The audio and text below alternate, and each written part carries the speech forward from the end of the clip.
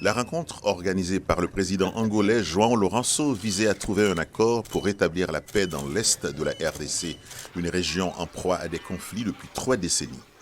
Félix Tshisekedi de la RDC et Paul Kagame du Rwanda devaient discuter de la situation avec des attentes d'un accord pour la stabilité de la région. Cependant, une réunion préalable des ministres des Affaires étrangères des deux pays a échoué, notamment en raison de la condition posée par le Rwanda.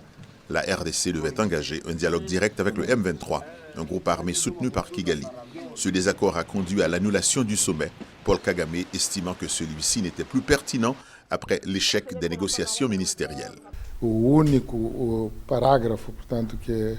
Le seul paragraphe de l'accord qui devait être négocié au niveau ministériel et sur lequel les ministres ont négocié jusqu'à très tard hier a fait l'objet des dernières négociations et nous ne sommes pas parvenus à une convergence de points de vue sur tous les aspects.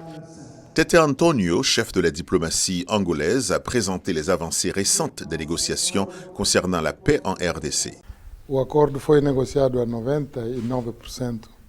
L'accord a été négocié à 99% et un accord a été trouvé sur les questions clés qui sont au nombre de 3. La première question clé est la question de désintégration des forces. La deuxième question clé est la neutralisation des FDLR.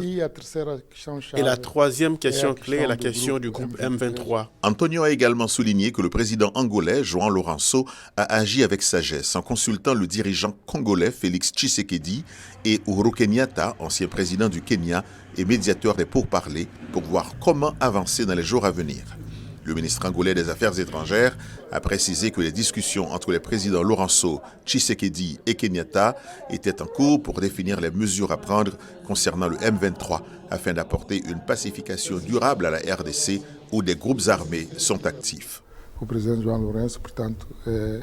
Le président João Lourenço s'est donc entretenu avec le président Uhuru et le président Tshisekedi, qui est le président de la RDC, donc là où les groupes armés sont basés.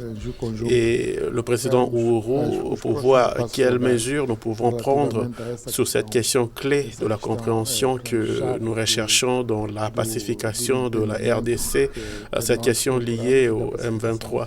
Le M23 s'est emparé depuis novembre 2021 de vastes pans de territoire dans l'est de la RDC, riche en minerais. Goma, capitale de la province du Nord Kivu, qui compterait plus de 1 million d'habitants et près de 1 million de déplacés de guerre entassés dans des camps, est encerclée par les rebelles et des unités de l'armée rwandaise.